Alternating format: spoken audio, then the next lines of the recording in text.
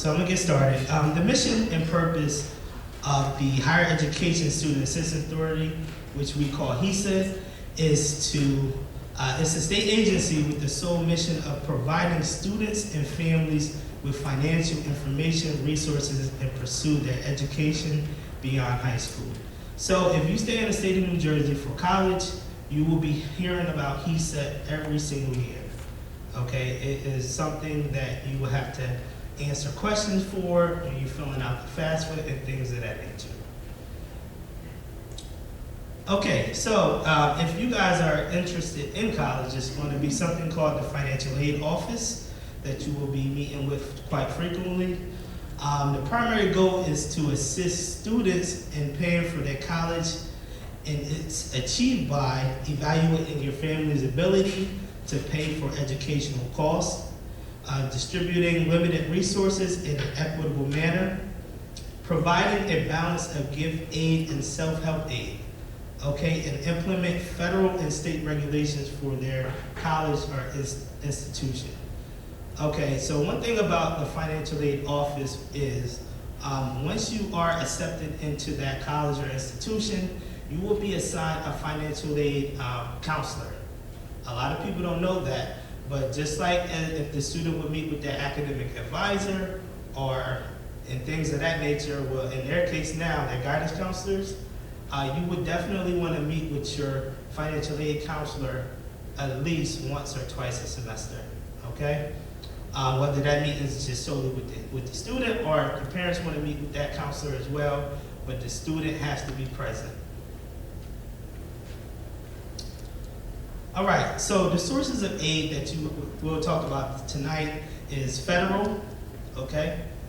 We'll talk about the state of New Jersey aid, and outside the college and universities, and also outside organizations. And the types of aid within all of these categories is grants, which is money you do not have to pay back, scholarships, which is money you do not have to pay back in most cases, loans, whether they're federal or state or private, and also employment opportunities once you are enrolled in that particular institution.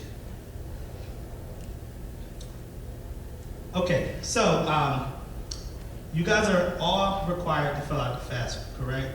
And once you fill out the FAFSA, based on your parents' income, you could qualify for a federal grant, okay? So the grants that you could qualify for, whether you stay in state or out of state, is the Pell Grant, which you could get up to $5,800 for the year. You have something called the SEOG grant, which is up to $4,000 a year. And you have something called the Teach Grant, which is up to $3,700 a year. Okay, so they will split those numbers in half and give the student half for the fall and half for the spring going towards their tuition. Okay, and that's solely based off the income of the family or the parents and the students.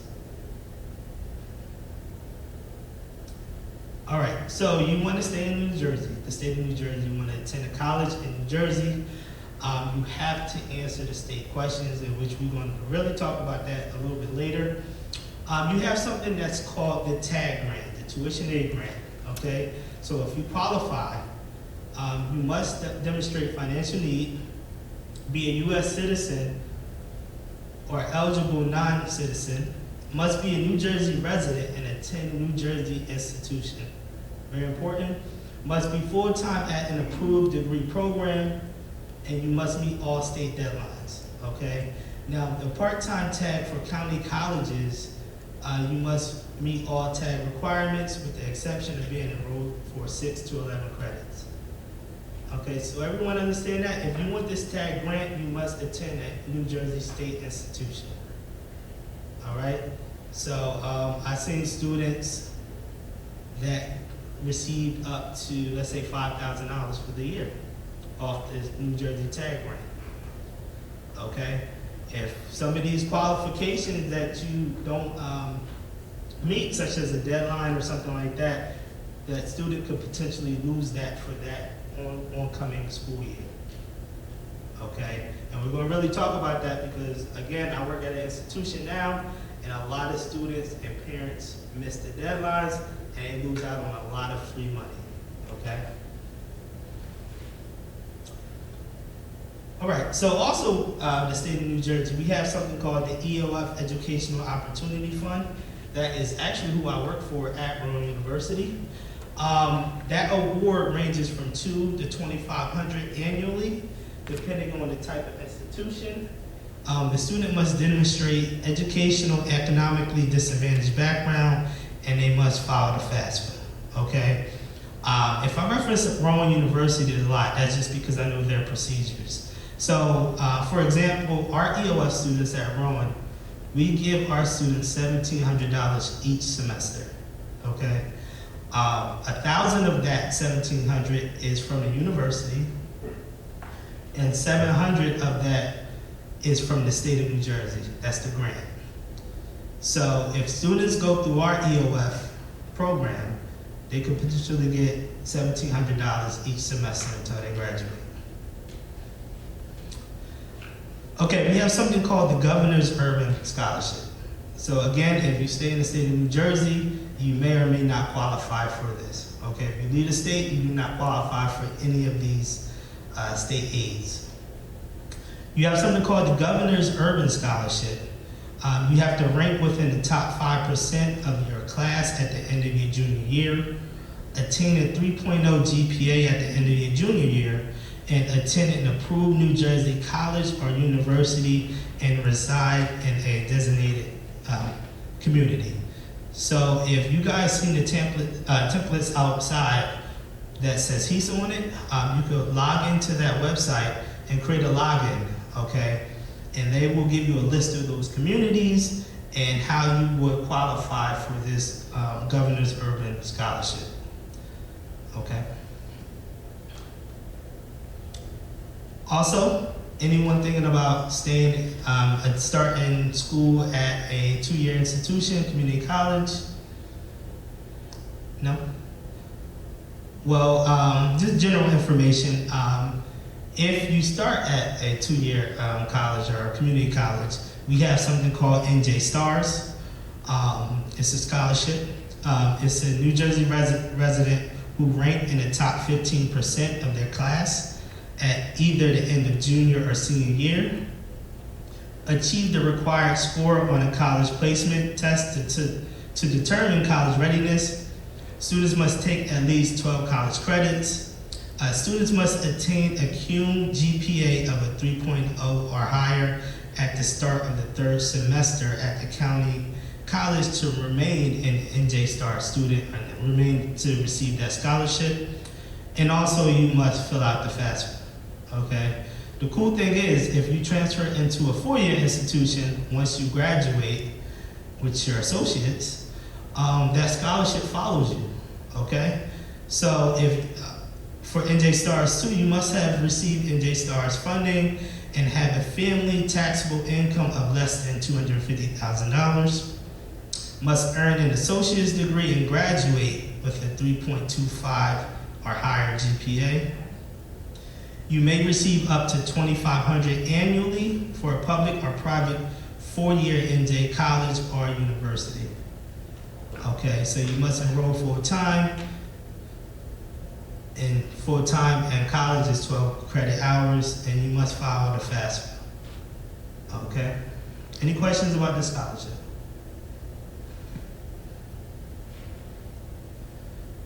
Okay, so we have something called the Governor's Industry Vocational Scholarship for Women and Minorities, NJ Gives. And you must, you could get up to $2,000 per year for the cost of enrollment at one of New Jersey's 19 county colleges. Benefit women and minorities pursuing certificate or degree programs in construction.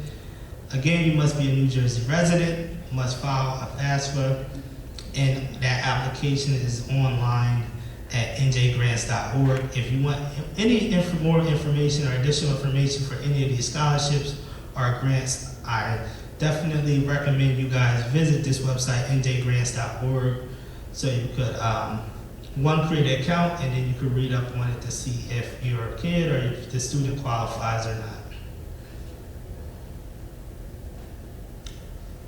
Okay, so these are self-help loans and gap shortfall solutions. So basically, I know at Rowan University, a tactic that we do to help,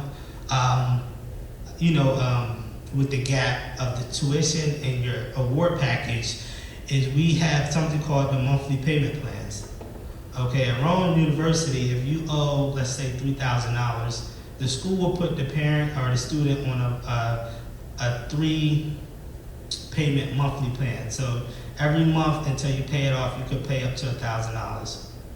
Okay, so definitely visit your bursar or your financial aid office to see if that school have anything to help out, with that financial burden.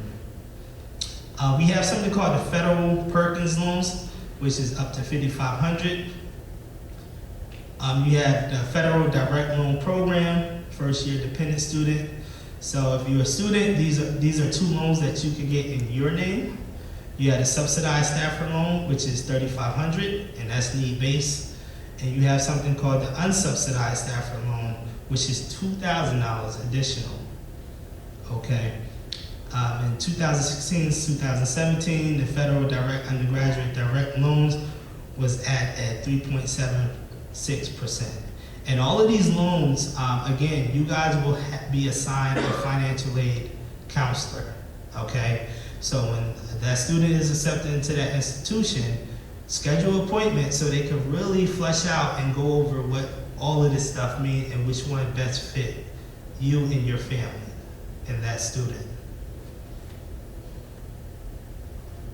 Okay, and these are just more loans. We have something called the NJ Class Supplemental Loan Program if you stay in the state of New Jersey, and the Federal Plus Program, and the parent is the borrower for that loan, okay? The cool thing is that the parent is denied that Federal Plus loan, the federal government will increase the federal loan in the student name, okay? All right, so anyone started the FAFSA? Or completed, actually? All right, wow, a good number. Okay, so you guys are required to definitely fill out the FAFSA every year, right?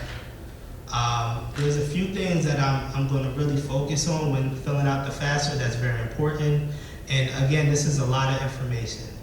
The state of New Jersey, we will come out and actually walk you guys through the application process.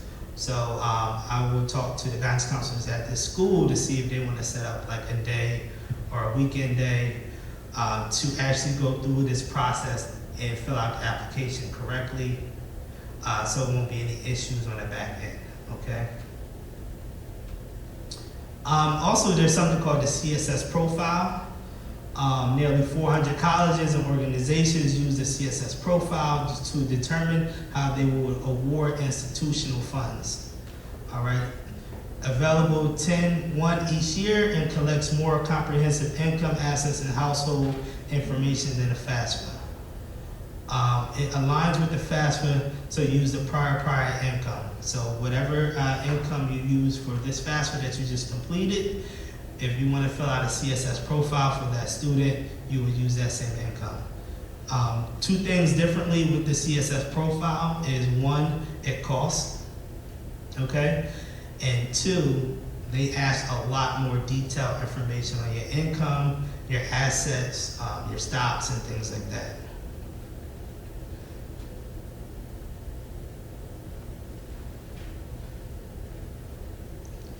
Okay, so the website for the CSS profile, if you're interested or if you want to read up more on it, is www.student.collegeboard.org/profile. And if you are a non-custodial situation, it will be www.ncprofile.collegeboard.org. And that basically means you don't have custody or guardianship over that individual, okay? But you still can create a profile.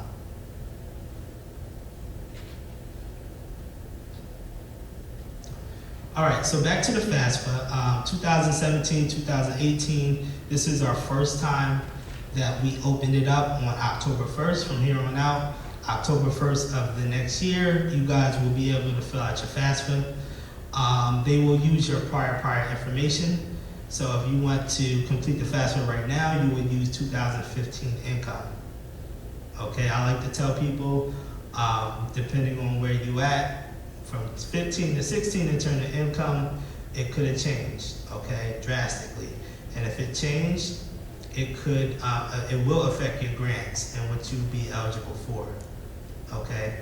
So if your income actually went down, I will wait until you file in January to fill out your FAFSA, okay? Very important, the IRS data retrieval tool. Basically what this means is you will have to sign up for an FSA ID number. The parent will have one and the student will have one, okay?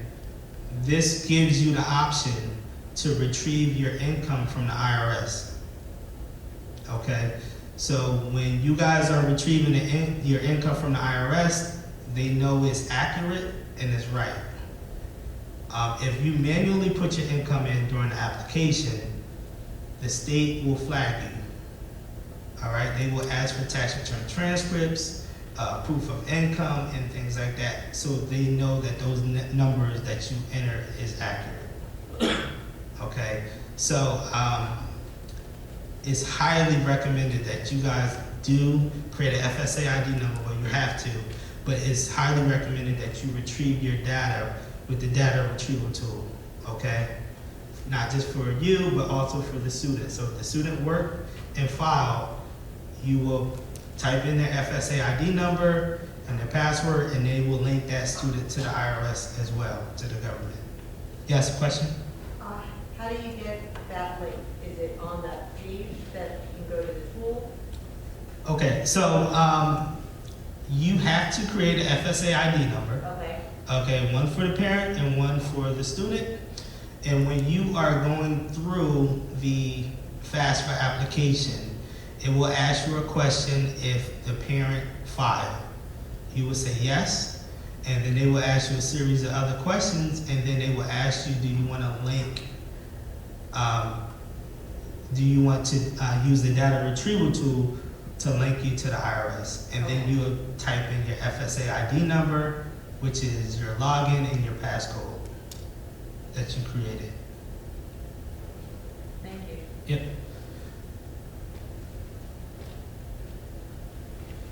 Okay, so again, there's deadlines, right? So if the student is staying in the state of New Jersey, the deadline for them to have this complete is June 1st. If you have a student in college now, or a son or daughter in college now, their application must be in by April 15th, okay? If you miss that deadline, you could lose thousands in free money and grants.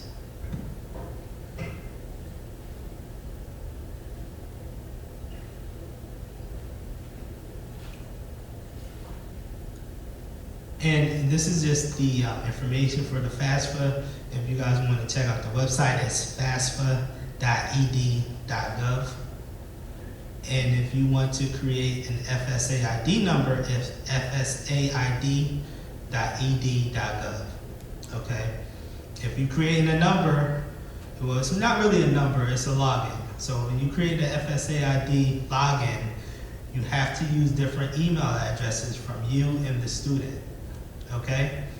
They will ask you a series of questions, and if you forget your passcode, they will retrieve it based off that email. So it has to be differently, okay?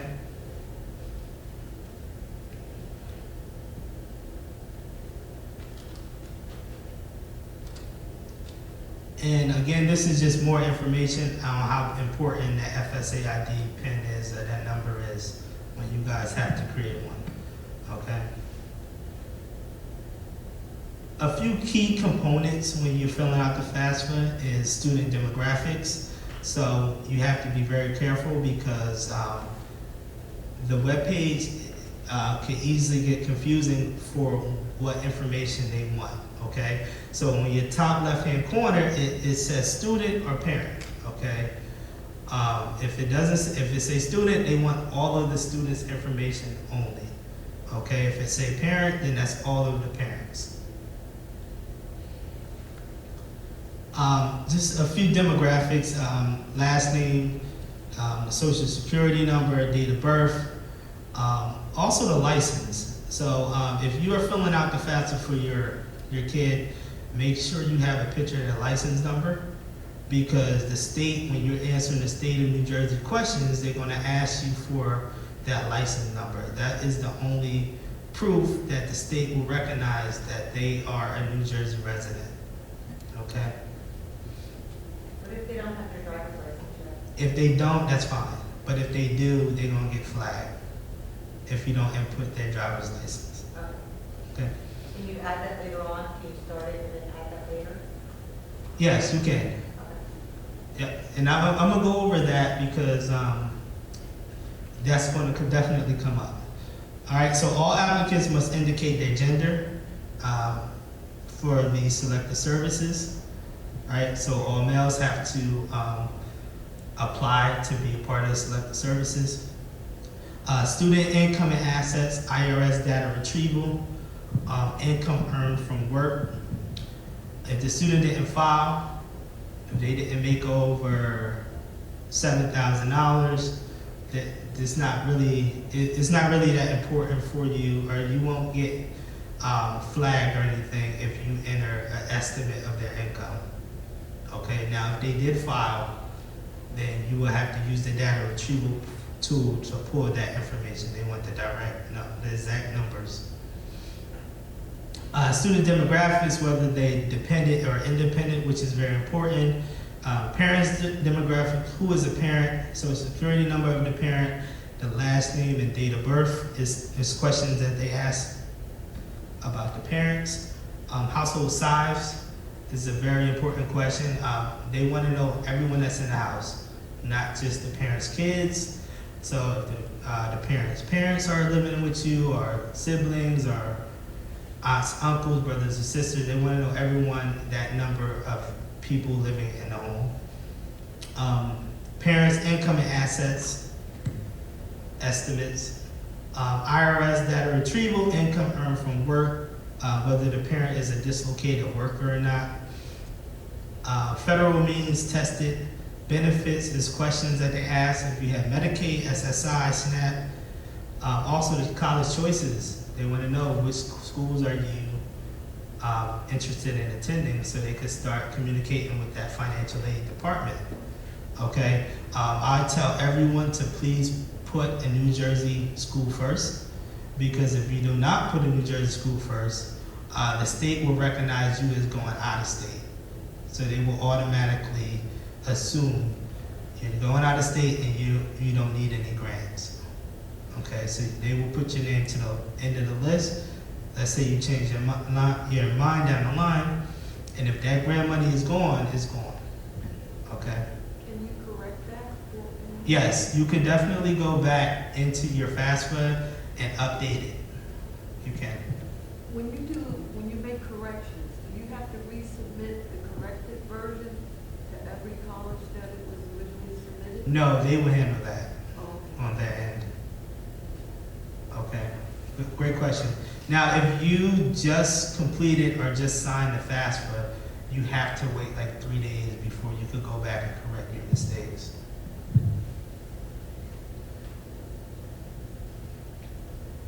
Also, all right, and we're going to talk about that once you complete your FAFSA. I believe the next slide, it will show you.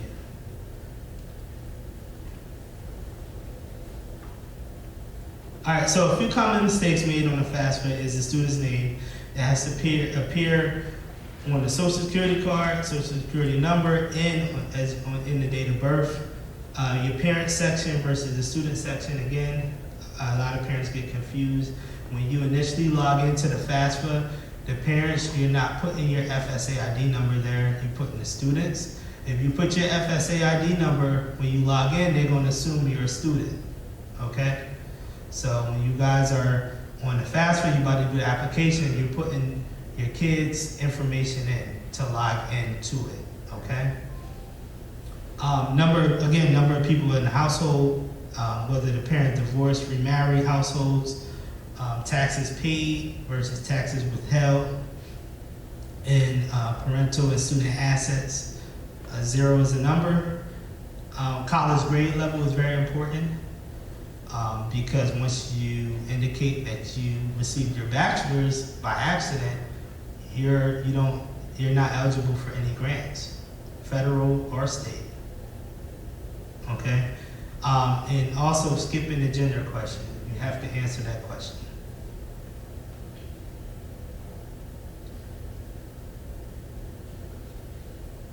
All right, so the student is staying in the state of New Jersey, and you want to be considered for state aid, right? So you hit submit on the FAFSA, it will direct you directly to this page, okay? A lot of people miss out on this because they think they're done. But as you can see that little red arrow that's pointing, click here, you will click that link to answer your state questions.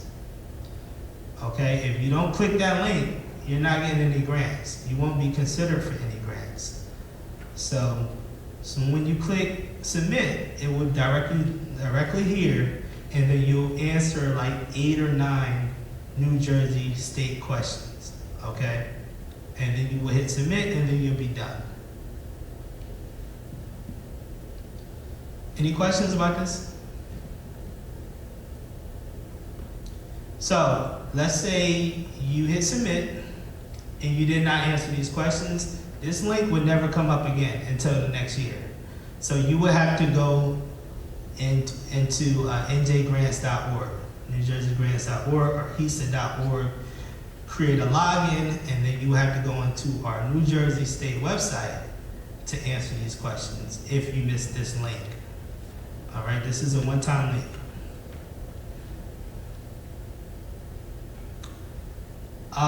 Just a few things to consider when you think about cost of attendance, tuition and fees. So a lot of schools are saying they did not raise the tuition, but their fees are going up every year, right? So you guys have to definitely be aware of the fees on the back end when they're doing their marketing pitch. Room and board probably goes up every year. Something that you definitely should consider and look at, because a lot of parents get hung up on, oh, well, the tuition haven't changed in 5 years, but everything else changed and went up and increased. Books, supplies, equipment, transportation, all adds up. Depending on your major, let's say if you would like to go into the STEM fields, those books are a little bit more costly than, let's say, law and justice or the social sciences and things like that. So definitely just be aware of the books on campus at that local bookstore is a lot more than ordering them online, okay? Loan fees, study abroad costs, and dependent care expenses. Unexpected costs, remedial courses. A lot of incoming freshmen are subjected and have to take a remedial course, either not because they can't handle the work, because maybe they didn't go to that school to do to pass out the test, the basic skills test and things like that. If you ignore the emails or the newsletters that the school was sending you to come to the school to take those basic skills tests, they will put you into a remedial course, which is a non-credit course that you pay to pass out, okay? And that could hold you back. It could set you back a good semester or a year, depending on your major. So just make sure that if they ask you to come to campus to pay $25 to take the basic skills test, that you actually attend. Definitely if you change your major 1 or 2 times, because each major is different and they have different requirements and different sets of credits to complete it. So If you change your major midway through, you might have 80 credits on paper, but that new major might only accept 40. Transferring, not all schools accept college credits. Definitely if you go out of state, if you transfer back into New Jersey, then a lot of those credits will not be transferable back to New Jersey. Okay, so just want to make sure that if you do decide to transfer, you are transferring to a school that's going to honor and accept majority of the credits in those classes that you took. Unpaid internships, study abroad, spring break trips, home and pledging costs, and definitely moving expenses. If you go out of state, it's very expensive to go back and forth, especially during the summers. Okay, so really quickly, the EFC, and this is definitely something that I will definitely encourage you to meet with your financial aid counselor once you get accepted into that institution and talk about your EFC. It's the basis of your financial aid package. EFC is determined by a federal formula that calculates needs using the information you supplied on the FAFSA. EFC and financial need are guidelines used by the school to determine that student's financial aid package. And EFC is not necessarily equal to a family's out-of-pocket costs. Okay, so this is very important because your EFC can change every year based off your income. Let's say if you have a 529, and you used it the student's freshman year, and then their sophomore year, those funds are depleted, your EFC might go down because they don't expect you to match what you did that freshman year. Okay, so definitely when you guys are accepted into your school or institution, meet with your counselor so they can really go over this to see what you was awarded and why weren't you awarded other things. All right, really quickly, just a cycle of financial aid. So October to March, we're asking everyone to complete the FAFSA application, college search, college application process in your CSS profile. February to May, schools typically send out award letters. In June, July, schools send out fall bills. Okay, so if you get accepted into an institution, more than likely July, you should be receiving a bill from that institution on how much they expect the family to pay out of pocket, okay? And that would, and honestly, it may not be finalized because if you did an error, if you had an error on your FAFSA or your state questions, your grants might not be calculated into this, okay? Okay, so where you could go from here, definitely obtain and review admissions, financial aid materials, and deadlines for each school in which you are applying. Meet all application deadlines. CSS profile, complete the FAFSA and any other application materials required by the school or your state agency. Again, if you have kids in college now, they have to have this done by April 15th. For their tag grant. A few other resources that you could start thinking about and looking into is outside scholarships, campus administrative payment plans. Like I said, sometimes they put families on payment plans if their bill is outstanding. Campus employment opportunities, specialized campus opportunities. Students could definitely become an RA, which will have their room and board paid for. Student ambassadors, they give tours and things like that for the next incoming freshmen in class. Student tour guides and internships and co-op programs. So these are all ways that the students could kind of lighten that financial burden, not just off the parents, but off themselves as well. Some private scholarship search websites You can check out the institution. I like to tell the parents to call the institution and see what they have available for the incoming freshmen. I know Rome University, we have something called Achieving the Dream, where we have probably around 200 incoming freshmen, and we award them scholarships just for coming to our institution, and their SAT scores was at a certain level, okay? And we give our students their first year $3,000, and then the next year, if they want to be a mentor towards the next class, we'll give them up to $5,000 towards their tuition.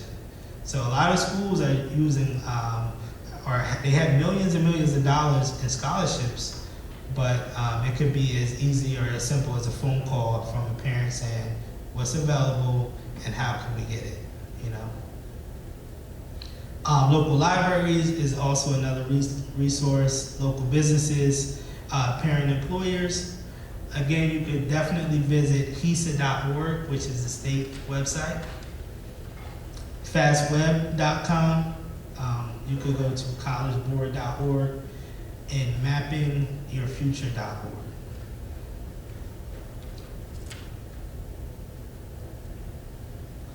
And these are the services for the state of New Jersey. These are our websites, HESA.org, njgrants.org. Again, those two are kind of linked to one another. njclass.org if you are interested in any loans or NJ class loans and things like that, or more information. And this is our customer care line. If you guys have any questions, 609-584-4480.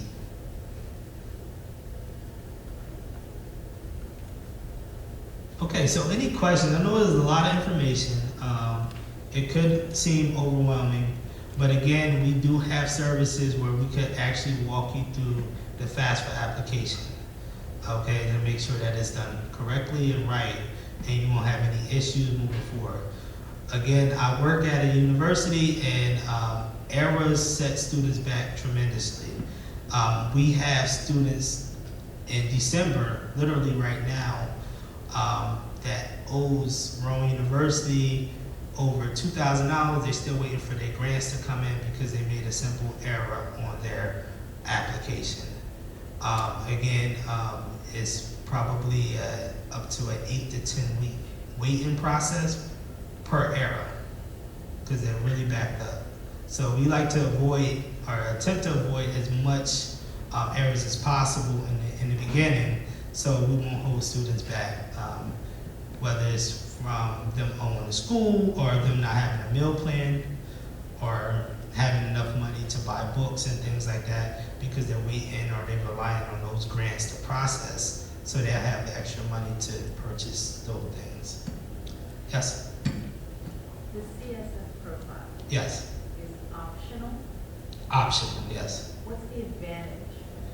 The advantage is the institution will, well, actually, if you're an applicant, right, let's say it's 10 people, they will allocate their funds based off of whatever you submitted, income, assets, and things like that.